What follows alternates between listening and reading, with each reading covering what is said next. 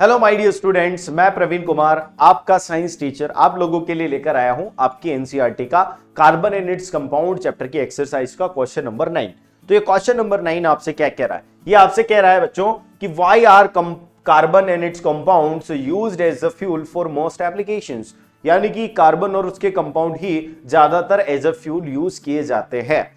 तो इनका एक स्पेसिफिक रीजन होता है कि जो कार्बन और उसके कंपाउंड होते हैं, कार्बन और उसके कंपाउंड्स होते हैं, उनके पास हाई कैलोरीफिक वैल्यू होती है। Carbon and its compounds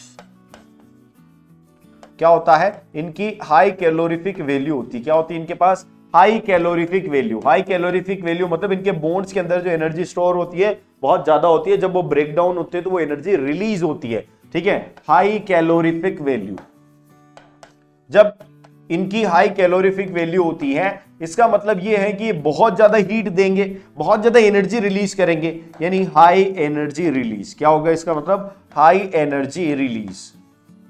high energy released.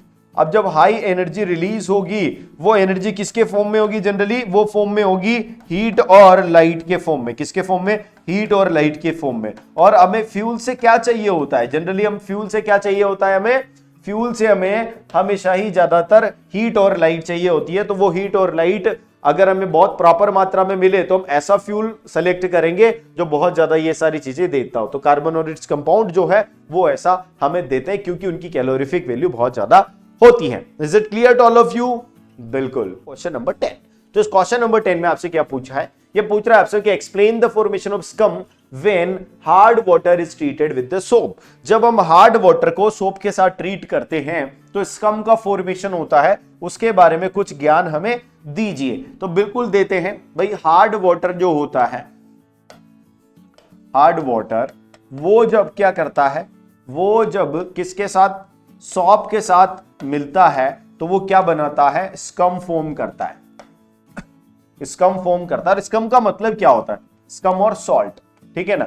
Scum का मतलब क्या होता है? ये जो सॉल्ट होता है ये तो जनरली वाटर सॉल्यूबल होता है। कैसा होता है ये? वाटर सॉल्यूबल, सॉल्यूबल होता है।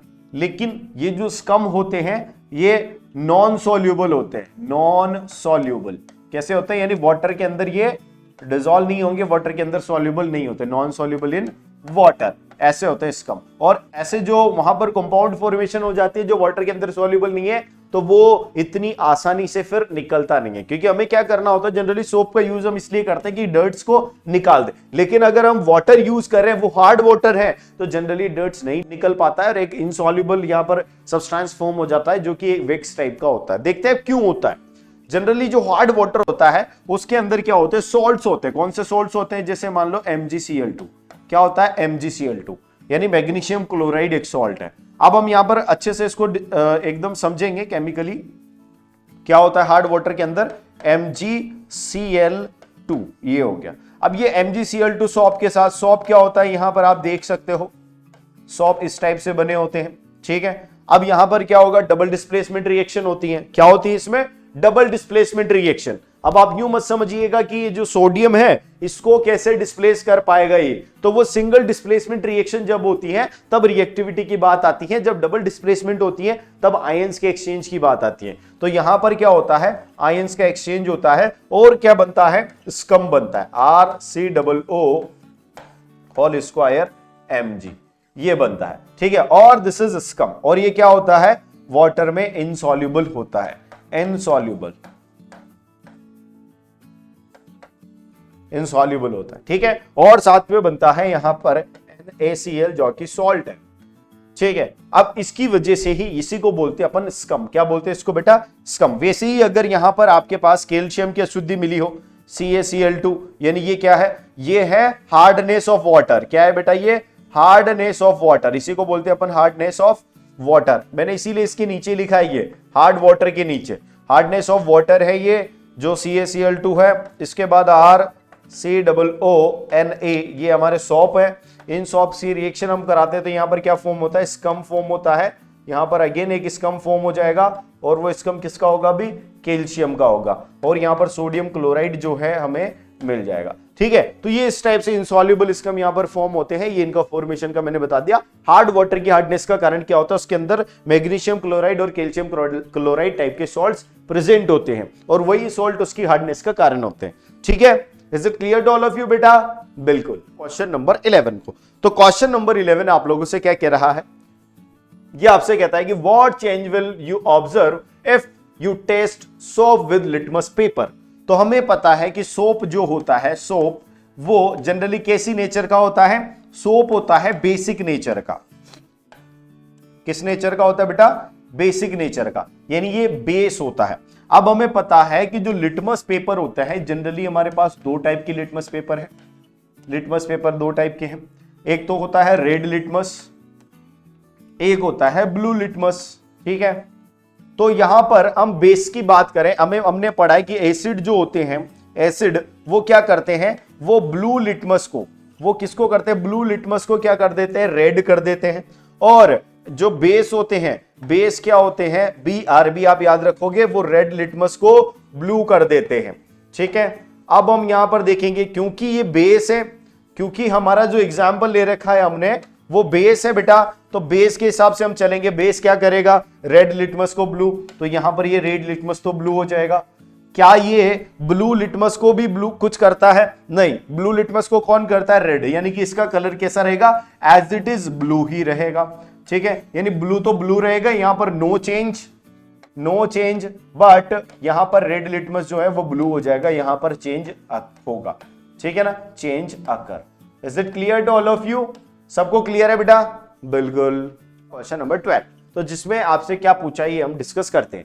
यहां पर पूछा है कि what is the hydrogenation and what is it's industrial applications, यानी कि हाइड्रोजनेशन क्या है और इसके इंडस्ट्रियल एप्लीकेशंस क्या है। देखो यहां पर मैं आपको बता देता हूं, द टर्म हाइड्रोजनेशन जो होती है, हाइड्रोजनेशन जो टर्म होती है, ये समथिंग रिलेटेड टू हाइड्रोजन है, हाइड्रोजनेशन। ठीक है, तो हाइड्रोजनेशन का मतलब मैं आपको बता देता हूं, यहां पर ये है एडिंग ऑफ हाइड्रोजन। फर्स्ट यहां पर अगर सेंटेंस लिखूंगा तो adding of hydrogen, adding of hydrogen. तो यहां पर हाइड्रोजन का ऐड होना किसी सब्सटेंस में क्या कहलाता है? हाइड्रोजनेशन। ठीक है, लेकिन वो किस टाइप के सब्सटेंस में वो हाइड्रोजन ऐड करना है अपने को? इन अनसैचुरेटेड हाइड्रोकार्बन। किसके अंदर होगा ये? अनसैचुरेटेड जो हाइड्रोकार्बन्स होंगे उनके अंदर किसको ऐड करना? हाइड्रोजन को, हाइड्रोकार्बन्स।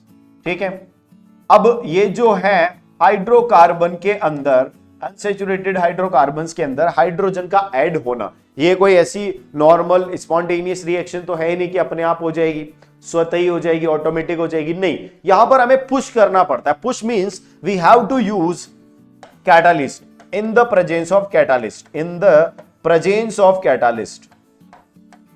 किसके प्रेजेंस में होती है ये रिएक्शन? Presence of catalyst. ठीक है ना, कैटालिस्ट। तो यहां पर कैटालिस्ट होंगे जिनके प्रेजेंस में ये रिएक्शन होंगी, और वो कैटालिस्ट जनरली क्या क्या होते हैं? एक तो होता है निकल, एक होता है पैलेडियम, एक होता है प्लेटिनम, और ऐसे कुछ होते हैं। ठीक है ना, तो ये कुछ यहां पर आपके क्या हो जाएंगे? कैटालिस्ट हो जाएंगे, जिनकी प्रेजेंस में ही ये रिएक्शन होगी। यानी कि hydrogenation is the process of adding hydrogen to the unsaturated hydrocarbon in the presence of catalyst. This is called hydrogenation. अब यहां पर मैं अगर रिएक्शन लिखाने की बात करूं तो यहां पर क्या होगा? अनसैचुरेटेड हाइड्रोकार्बन होगा, जिसे मान लो मैंने लिख दिया है CH2, सॉरी इसको अच्छी तरीके से लिख देता हूं। CH2 अपन कैसे लिखते हैं?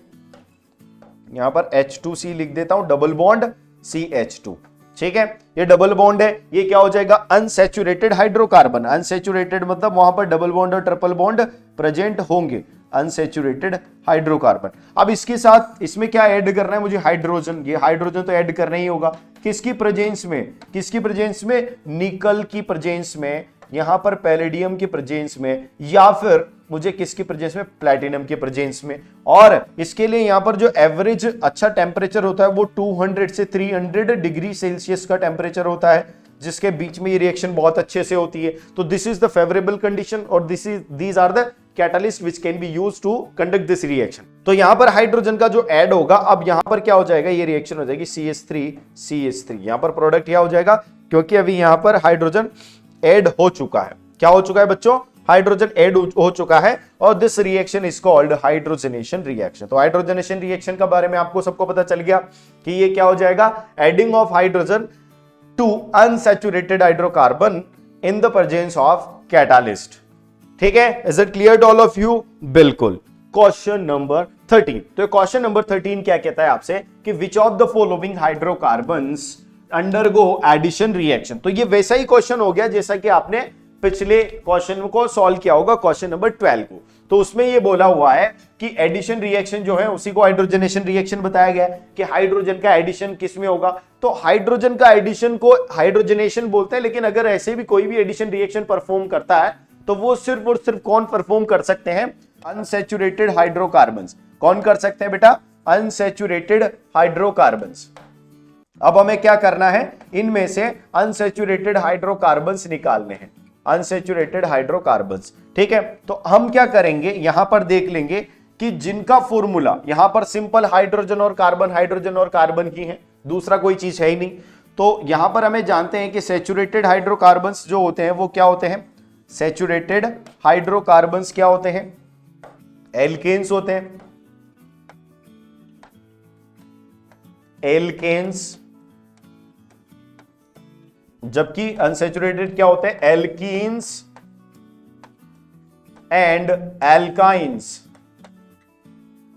यही होते हैं। और एल्केन्स का फॉर्मूला क्या होता है, आप सब जानते हैं, CnH2n+2, यही होता है। और यहां पर एल्कीन्स की बात करूं तो CnH2n, और अगर मैं एल्काइंस की बात करूं तो CnH2n-2। Is it clear to all of you? यहां पर हम इसी से चेक करेंगे। इसी से कैसे चेक करेंगे बेटा, आप देख सकते हो कि यहां पर जो एल्केन्स होंगे वो तो कैसे होंगे, सैचुरेटेड, और जो एल्केन नहीं होंगे, एल्कीन और एल्काइन होंगे, वो अनसैचुरेटेड होंगे। और अनसैचुरेटेड हाइड्रोकार्बन्स ही है जो हाइड्रोजनेशन रिएक्शन परफॉर्म करते हैं और साथ के साथ एडिशन रिएक्शन भी परफॉर्म करते हैं। ठीक है, तो हम देखते हैं, यहां पर है C2H6 यानी कि यहां पर N की जगह 2 है, और यहां पर H के पीछे क्या आना चाहिए, 2 × 2+2 यानी कि 4 + 2 6, यानी कि ये क्या हो जाएगा, ये तो हाइड्रोकार्बन हो जाएगा। ये किस में आ जाएगा, C2H6, ये तो आ जाएगा किसके अंदर, एल्केन हाइड्रोकार्बन के अंदर। ठीक है, C3H8 की बात करूंगा तो C3 यानी N की जगह 3 है, तो 2N यानी 6 + 2 8, यानी कि ये भी क्या हो जाएगा, एल्केन हो जाएगा, C3H8।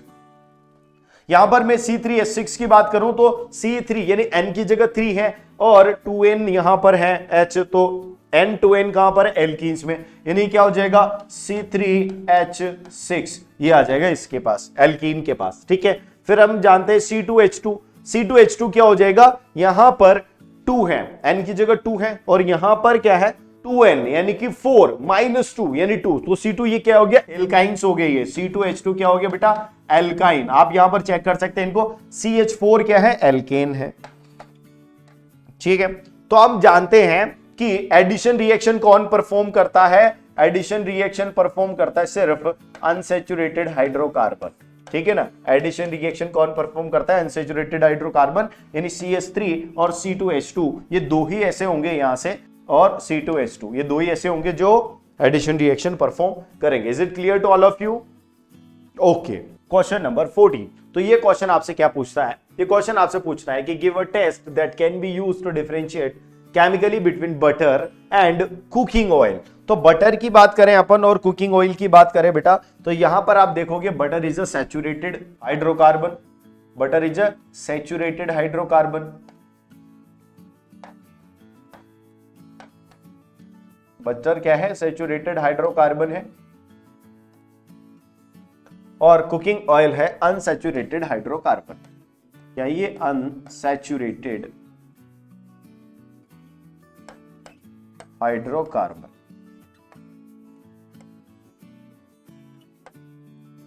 अब हम जानते हैं कि सैचुरेटेड और अनसैचुरेटेड हाइड्रोकार्बन्स को डिफरेंशिएट करने के लिए हमें कौन सा टेस्ट लगाना होता है, ब्रोमीन वाटर टेस्ट। कौन सा test, bromine water test, bromine water test.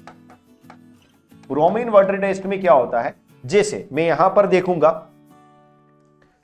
देखूंगा कि ये जो ब्रोमीन वाटर है, this is Br2 water, bromine water, Br2 water, ये जो वाटर होगा, ये मिक्सचर होगा। इस सॉल्यूशन के अंदर अगर मैं यहां पर सैचुरेटेड अगर डालता हूं, सैचुरेटेड HC यानी हाइड्रोकार्बन डालता हूं, तो इस ब्रोमीन वाटर का जो कलर है, जो रेड ब्राउन कलर है, reddish brown, red brown colour जो है इसका, वो एज इट इज रहेगा। कैसा रहेगा ये?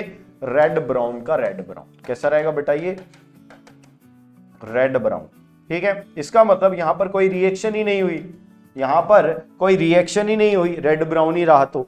लेकिन अगर इसी केस में मैं यहां पर अनसैचुरेटेड हाइड्रोकार्बन मिला देता, अनसैचुरेटेड हाइड्रोकार्बन मींस कि ये जो Br2 वाटर है, Br2 वाटर यानी ब्रोमीन वाटर टेस्ट जो हम कर रहे हैं, Br2 वाटर के अंदर अगर मैं अनसैचुरेटेड हाइड्रोकार्बन मिला देता तो ये यहां पर इसके साथ रिएक्शन करता, बिकॉज इट इज अनसैचुरेटेड और इसकी रिएक्टिविटी ज्यादा होती है। ठीक है, तो ये तो रिएक्शन कर जाता, बॉन्ड्स ब्रेक करके नई बॉन्ड बना लेता, और जब ये इससे रिएक्शन कर जाता तो ये फैड होने लग जाता। अब ये जो कलर है इसका वो रेड ब्राउन ना होकर बिल्कुल कैसा होने लग जाता? ट्रांसपेरेंट कलर होने लग जाता, मतलब ये हो जाता लाइट ब्राउन हो जाता। तो अब आप देख सकते हैं कि इसका कलर अगर फैड हो रहा है, ट्रांसपेरेंट होने लगा है, ट्रांसपेरेंसी बढ़ने लगी है, ट्रांसपेरेंट होने लगा है ज्यादा ही, तो अब हम बोलेंगे कि ये जो है अनसैचुरेटेड हाइड्रोकार्बन है। तो बटर वाला क्या शो करेगा? बटर वाला सैचुरेटेड है तो इसके साथ कोई उसका ब्राउन कलर में कोई चेंज नहीं आएगा, और कुकिंग ऑयल अनसैचुरेटेड है तो यहां पर लाइट ब्राउन होने लग जाएगा। और इसी टेस्ट को हम यूज करते हैं, कौन से टेस्ट को? ब्रोमीन वाटर टेस्ट को, इन दोनों को डिफरेंशिएट करने में। Is it clear to all of you? बिल्कुल। क्वेश्चन नंबर 15 को, तो ये क्वेश्चन आपसे क्या कहता है? ये क्वेश्चन आपसे कह रहा है कि explain the mechanism of cleaning action of the soap जिस प्रकार से क्लीन करते हैं उसको आप यहां पर मेरे को समझाएं कि कैसे ये मैकेनिज्म वर्क करता है। लेट्स सपोज ये एक क्लॉथ है, इस क्लॉथ के पास बहुत सारे डस्ट पार्टिकल हैं, क्लॉथ के अंदर बहुत सारे डस्ट पार्टिकल हैं, इन डस्ट पार्टिकल्स को रिमूव करना है with the help of soap. अब आप यहां पर सोप को सीधे यूज करोगे तो कोई मतलब नहीं है, कोई काम ही नहीं होगा, तो हमें क्या करना पड़ेगा? यहां पर वाटर फ्लरिश कराना पड़ेगा, ठीक है ना। और उस वाटर के साथ यूज करना पड़ेगा हमें सोप। वाटर के साथ क्या यूज करना पड़ेगा बेटा? हमें सोप, यानी कि यहां पर सोप भी मिलाना पड़ेगा। अब ये सोप क्या करता है? देखो मैं यहां पर पूरा बता देता हूं। सोप के पास क्या होते हैं? दो एंड होते हैं, जैसे ये एंड होगा और ये होगा टेल, ठीक है ना। ये तो टेल हो जाएगा और ये हेड हो जाएगा, और हेड जो है ये पॉजिटिव आयन होता है, जनरली Na+ होता है, और ठीक टेल जो होती है वो क्या होती है? RCOO-। ठीक है, ये कैसी होती है? हाइड्रोफोबिक। कैसी होती है? हाइड्रोफोबिक होती है।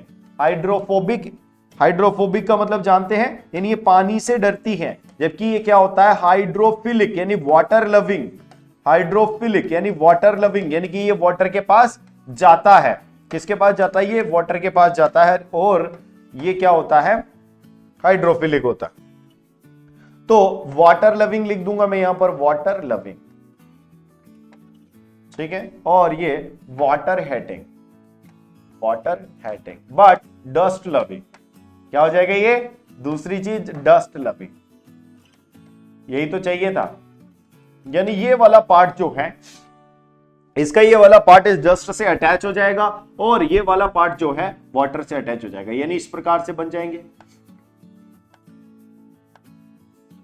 और इसको बोलते हैं अपन माइसेल्स। क्या बोलते हैं इसको अपन? माइसेल्स, ठीक है ना। तो यानी कि यहां पर माइसेल फॉर्मेशन हो जाता है। क्या हो जाता है बेटा? माइसेल फॉर्मेशन हो जाता है, माइसेल्स फॉर्मेशन हो जाता है। और ये माइसेल्स क्या होते हैं? वाटर के साथ फ्लो अवे हो जाते हैं, यानी कि ये बीच में, ये जो सेंटर में डस्ट पार्टिकल हैं, सेंटर में जो डस्ट पार्टिकल हैं, ये डस्ट पार्टिकल जो है अब रिमूव हो जाता है। किससे हो जाता है रिमूव? इसके साथ। किसके साथ? माइसेल्स के साथ। झाग, जिसको हम बोलते हैं हमारी भाषा में झाग, तो ये झाग यहां पर फॉर्म हो जाता है, क्या हो जाता है यहां पर फॉर्म, झाग। और इस झाग के केंद्र में, किसके, इस झाग के केंद्र में क्या होता है बेटा, डस्ट पार्टिकल होते हैं, और इन डस्ट पार्टिकल को ये इस तरह से रिमूव कर देते हैं, डस्ट पार्टिकल को इस तरह से रिमूव कर देते हैं।